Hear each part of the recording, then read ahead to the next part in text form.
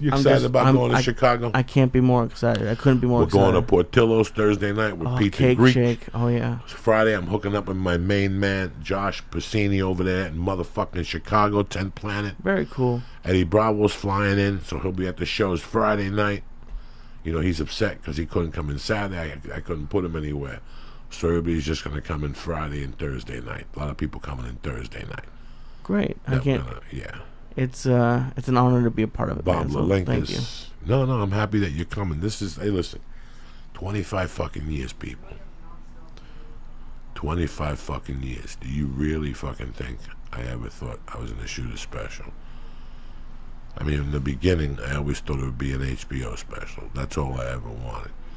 When I shot that thing that's on Showtime, the Payaso Comedy Slam, if you knew about anything in my life at that time, I just took the money and ran. I didn't think that thing was going to air. When that thing aired, you know how bad I felt? Because I did a fucking 40% job on that. Not to mention I looked like a fucking bum. I just did the set to get the cash, to get the fuck out of there and do coke. You know, everything I've done early on was because of the cash. That's why it didn't work out. This is the first time I'm doing this because I think I owe it to myself, you know. I owed it to myself, you know. And I've worked hard the last 4 years at this stand-up shit. Not to mention the 21 before that when I lived in a car and fucking took cell phones back and fucking, you know, I took a big chance in 1995. This makes it all even now. I don't want to kill nobody no more. I'm fine. I got a daughter. I got a beautiful wife. I got a great friend in you. I got great people around me here, and I'm about to do something that was a fucking long shot in anybody's life. Never mind, you know, what I had going on. It was just complete fucking long shot, Lee. So, you know what, Lee? I'm not even fucking nervous.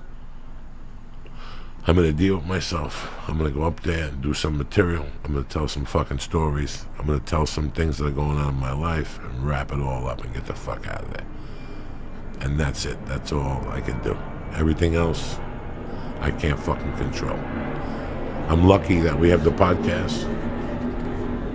What the fuck is going on tonight? I got like Airport 9 coming over my It's everyone coming in for the special. They're all coming in before. No, they're but not.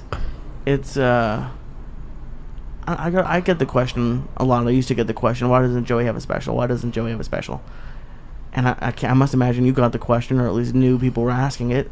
And that, I mean, even though it must feel good that people want you to have a special, it must hurt your feelings a little bit that you didn't have one. Not at all. Really? Not at all. Not at all. Listen, man, I'm very fucking lucky to be here. I always kept that in mind, especially after The Longest Yard. I realized what had happened. What do you mean?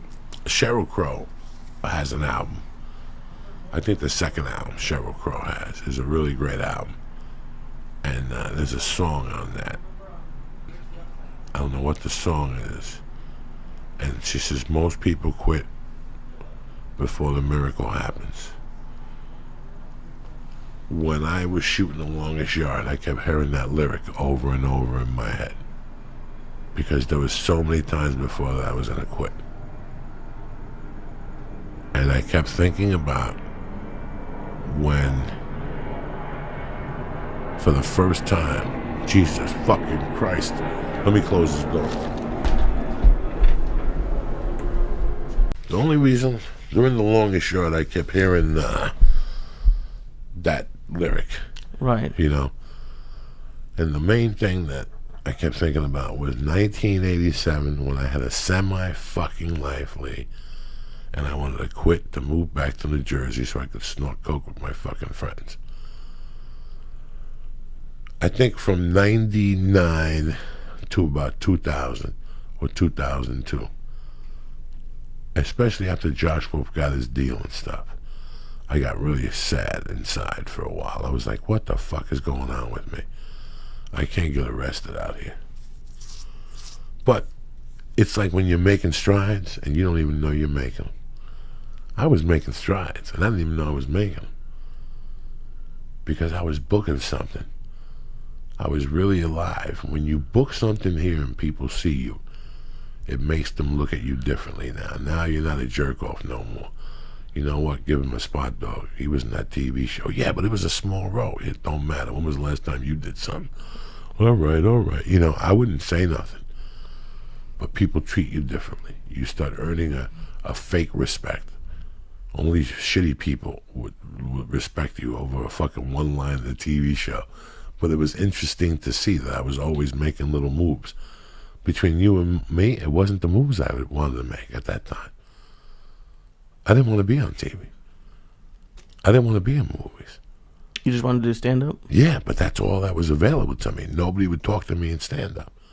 At all. At all. The best I ever got was if you come to Montreal in 1999, we'll put you up maybe for the Dirty Show. And I went all the way to Detroit, and I said to myself, what the fuck is wrong with me? What am I, give me that one right there. I go, what am I, I'm going to go begging for a fucking spot? My mother raised me better. So I stayed in a hotel room in Detroit. I went down to Coco's Comedy Club.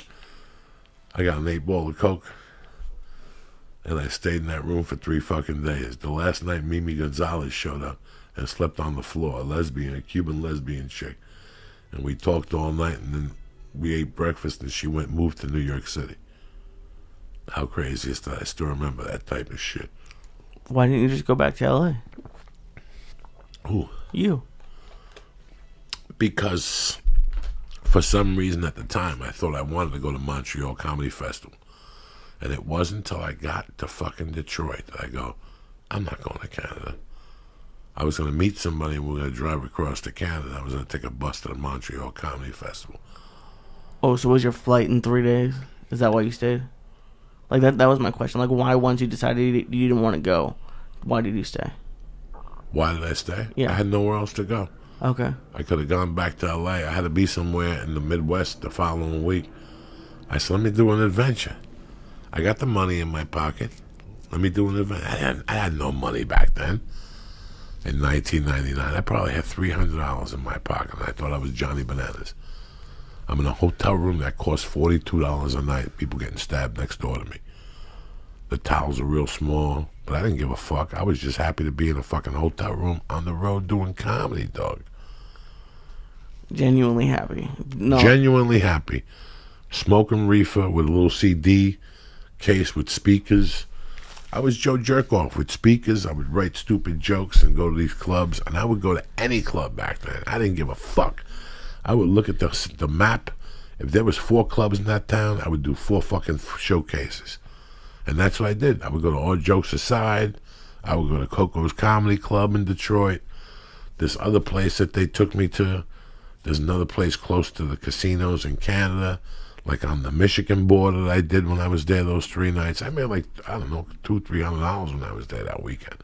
So I was eating good. I had a plane ticket to go back. All I needed was a plane ticket to go back to where I started from those days.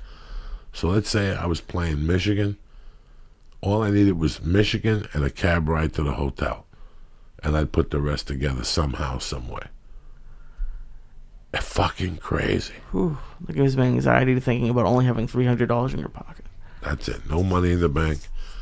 I would put away, like I would buy a money order and put my ex-wife's name on it for child support. And here I'd be in a room snorting coke, and now I got $200 worth of money orders. And I wish I could fucking sell them for 10 cents on the dime. But I mean, it was crazy. But that all disappears now by me shooting this special. What makes it all better is thinking about those nights in Michigan when I got attacked by the seagulls. What makes it all better is, being on a bus from fucking Port Authority in New York City to Dallas, and it taking 24 hours and being on the bus awake the whole time, watching people, high, getting off the bus, eating lunch and smoking a joint, and getting back on the bus. I got really good at doing that. I would roll like 3 joints and keep it in my sock in case the cops came on there, and fucking craziness, Lee. Ooh. Being on the bus all night, like I would just Fuck it, what am I going to do? I got nowhere to sleep. I might as well be in a bus all night. Do you think that contributes to you not having anxiety about this? The fact that you went through all that? How about going in front of a judge? There's no more anxiety than that, my friend. Going up in front of a judge and not knowing the answer. That's fucking anxiety. So this, I'm taking it with, I could look at this 2 or 3 different ways. I could think of this as it's going to change my life. I could think of this as this is going to get me a TV show. Or I could think of this, I'm just going to go up there and have a good time. What do you think of that? I think that, do you think that's probably what you need for a special? Because if you try to overdo yourself... You've watched 1,000 specials. Right. The funniest ones are where they're having a good time. Oh, hell yeah, you have to. And they're training. When you watch Bill Burr, he's a great pro because he's having a great fucking time up there. And he throws something new into the mix to make everything highlighted. That's the beauty about Bill Burr. When Sebastian's on stage, he has a great time up there. When Joe Rogan's on stage, he has a phenomenal time up there. When fucking Ari's on stage, he has a great time up there. For me to do well on stage, I gotta be having a great time. Who gives a fuck what comes out of your mouth? This is my first special. If it's an old joke and it's flowing, fuck it, so be it, bitches. You know, I don't have a closer yet. That's the problem. So I got 3 days to come up with a close. I got a few ideas. You know what I'm saying? I'm a fucking idea man, Lee. But I'm happy you're coming. I'm sad that a lot of people couldn't come. You know, we couldn't get the extra security, wouldn't allow it. These people want a big insurance for the store. They don't trust, you know, who's going to be in there and how many people. And they're going to rent the store out in November. So this would be the 15th and then the 16th cleanup. And construction starts on the 17th. So it's been a nightmare. But you know what? I can't worry about that shit. I'm going to shoot my first special. Thank you for all the love and the support. My wife made some fucking t-shirts just to, you know, make them like a commemorative. I don't know what was left. She probably had like fucking 11 left or something. And the other ones are going to get taken to the club. Lee'll be fucking handing them out.